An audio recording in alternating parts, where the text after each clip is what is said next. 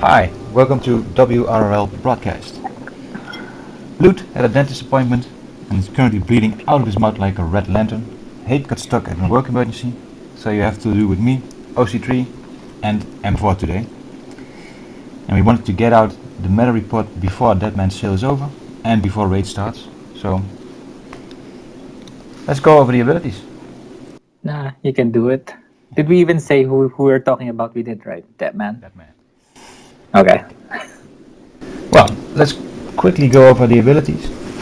First ability, basic possession. Special damage to an enemy and purge 2 buffs. Also apply 15% turn meter down. The legendary skill, 20% chance to stun the target. Second ability is his passive, strangely enough. I wonder why they did this, but let's discuss after I read the ability. Passive, start battle with permanent unpurgeable invisibility. 50% chance to also start battle with death immunity. And the legendary upgrade, start battle with 2 permanent intelligence ups. Okay. I think I know why they did this. So he's not the only one that has this, uh, let's say, quirk. So I think it's so important to his kit that he needs to be invisible. So when you unlock him, he needs to have a passive. So I think that's why they did this. And like what's his name, Cyborg Superman has the same thing, where he needs to start with a 32% shield and immune to critical hits, right? And it's innate to his kit. Like you can't remove it. That's his second And I yeah. And who else? I think there's another one. I think it's Wonder Woman. Let's see. I believe her passive where she taunts, yeah, is also the second ability. So yeah, it's yeah, it's uncommon, but it's not that unique. It is annoying when you look at the abilities and the in-game icons, so you might have to Get used to it. yeah. So his second is not the second during the match. The button order. Okay, third ability. Sorry to bother. Give 85% crit chance until end of turn and call assist from an ally on a random enemy. 70% chance to call assist again as legendary upgrade. Fourth, not a passive this time but an active move. I know your plan. Steal up to 3 buffs from the target and apply them all to all allies. If target has no buffs, apply stun instead. Also apply 15% turn meter up to all allies. And the legendary upgrade gives him 3 intelligence ups. Finally, fifth passive ability, when an enemy dies, 70% chance to gain 4 intelligence ups. With if a teammate dies, gain 40% turn meter up as legendary upgrade. So I know your legendary order would be 1, 2, 3, 4, 5, possibly in random order, but what do you think should be the first upgrade or the order for Okay. people that won't go or can't go legendary 5? Okay. So let's see. I think his kit is really good, and there's multiple ways to use him. So, but let's try. So I think his best move is his assist. So I think we all generally agree that that's the best thing to take, the separate 70% chance to call assist again. It's not gated, it's just 70%. He can call assist. Okay. And then the second one is where things get a little bit uh, different depending on what you want to use him for. If you plan to use him with, let's say, a Lex, the intelligence up is great because sometimes you face an enemy that doesn't start with buffs, right? So you need a way to consistently trigger Lex's uh, leadership ability. Okay, Also gain 3 intelligence ups on his 4th. correct. Because if you can't steal something, he just stuns. You don't gain any buffs. So him able to generate his own buffs. Yep, that's great. Okay, and then the other option is if you want to build him as part of a on death. I suppose 4 would be great. I can try. I'm reading them now, and I don't see anything that kind of trumps it. And then the difference now is whether you want him on a stun team. So maybe 1 is next, and then if you're on a on that, take the 5, the second passive, and then maybe last is start with 2 permanent intelligence ops because you seldom attack with him, right? Right. I think I have a bit of a different order. Obviously, I'd like 3 first, the 70% chance for the extra call assist. But it kind of depends on what you want to use him for. For example, he's a 5 times bonus toon in the upcoming raid. If you get his second legendary, he starts with 2 permanent intelligence ups. Each intelligence up is roughly 10% extra damage, so that's 20% extra damage times 5. That can. Right. I was gonna point that out later, but since you got to it, then go ahead. Depends on what are you building. What you want him for, right? So my order would be first the call assist, and then either the start the battle with intelligence ups or the gain intelligence ups on his steal move. And his basic, I'd go 4th. The 20% chance to stun a target. It really feels low, possibly even less than the 20% chance. He barely stuns for me. That does it for you? I've never noticed it work, but like I said, I almost never use his basic. But if you want, his basic can do pretty good damage, but the purge is very useful. Remove taunt and stuff like that. It does, but by the time I usually already won. By the time you need to get to use his basic.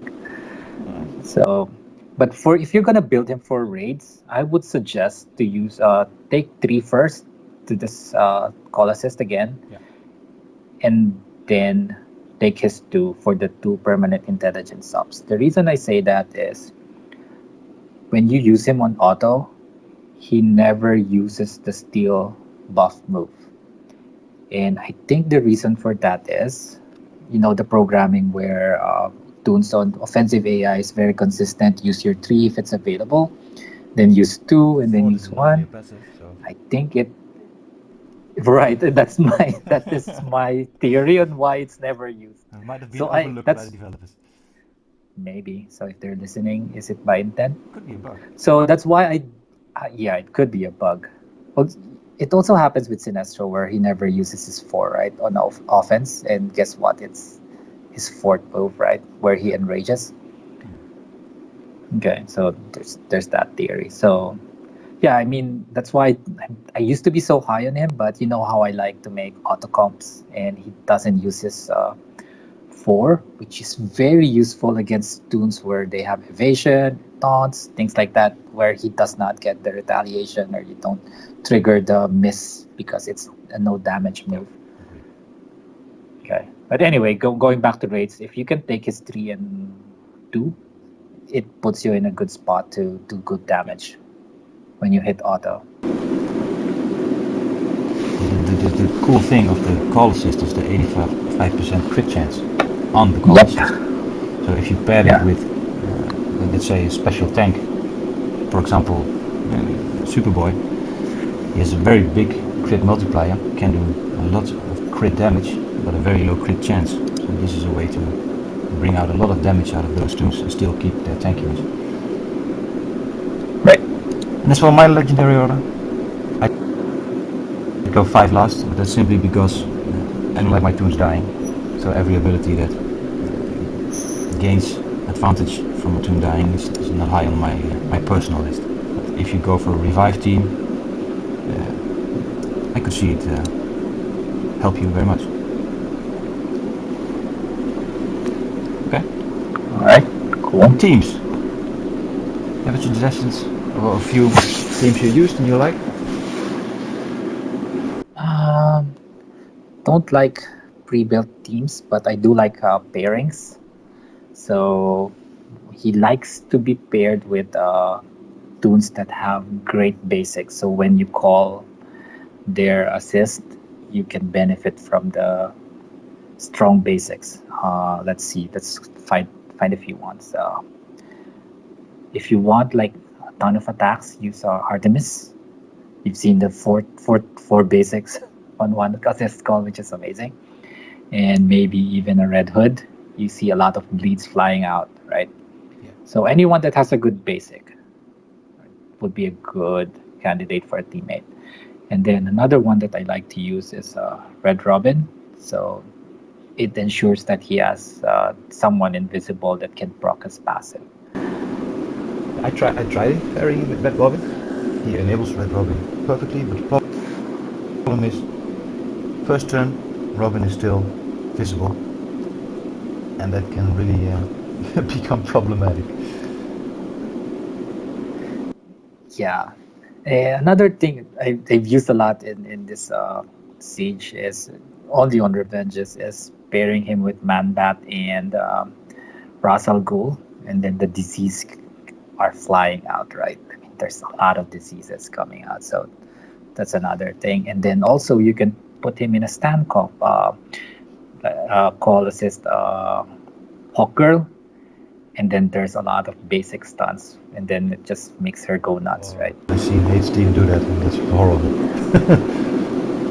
Yes, it is. It's so frustrating if you won't get a turn. I've been using him with Cassandra Kane, Superman, and preferably an Of course, invisible toon or a toon that has a turn 0 taunt. So it's pretty impossible to kill somebody first turn.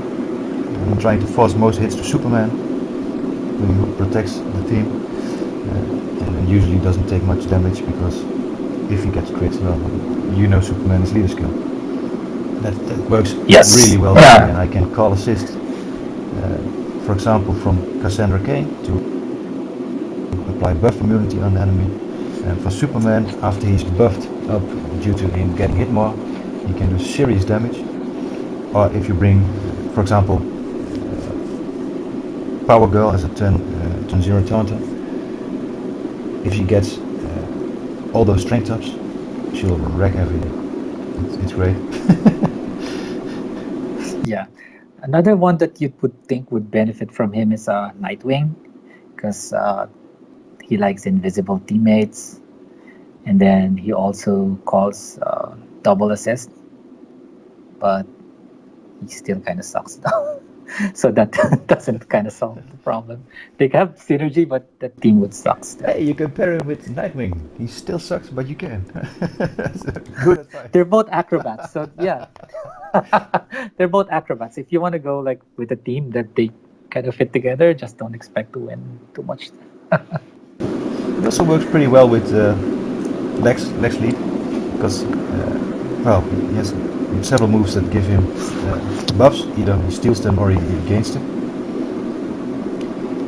So that gets everything rolling, and those int-ups will make him hit harder as well, since he's all special damage himself. Yeah. One downside of the steal, by the way, it seems to prioritize valuable buffs like awareness, damage immunity, death immunity, but it also likes to steal taunt. It does, and then it just invisibility, but you will get hit. Yep, I've seen it happen. And what else? How about we talk about counters? How do you counter Deadman? During Siege, when I see him, I just bring Superboy, and it just makes dealing with him easy, because you just take turns like all the time with Superboy. Well, obviously you can bring Red Robin. Yes, Red Robin with Red Robin too. Boost the gold. Yeah. If he gets the true side.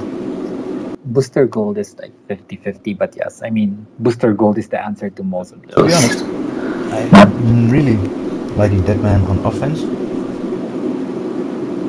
On defense, no. Yeah, he does. He doesn't do very well because he doesn't use all his moves, and also tools like this with with their kids, a lot going on in their kids. They can't make the right decisions, right?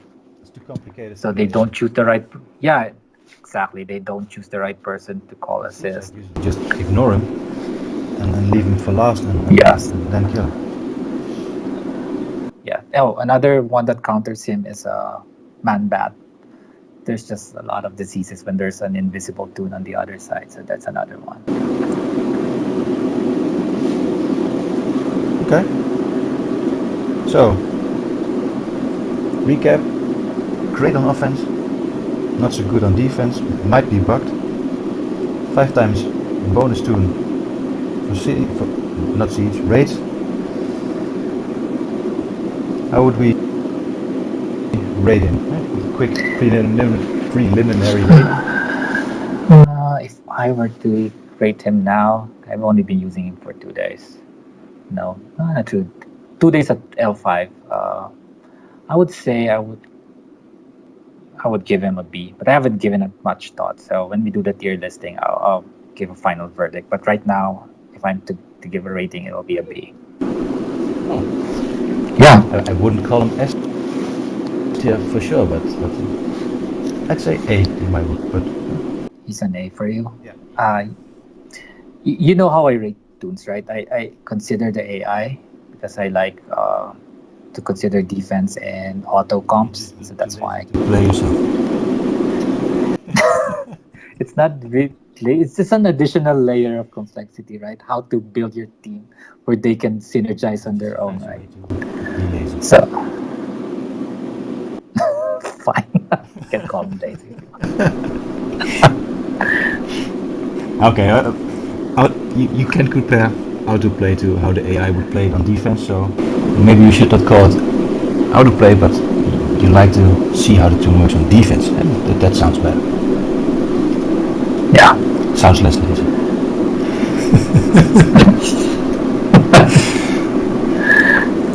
Okay.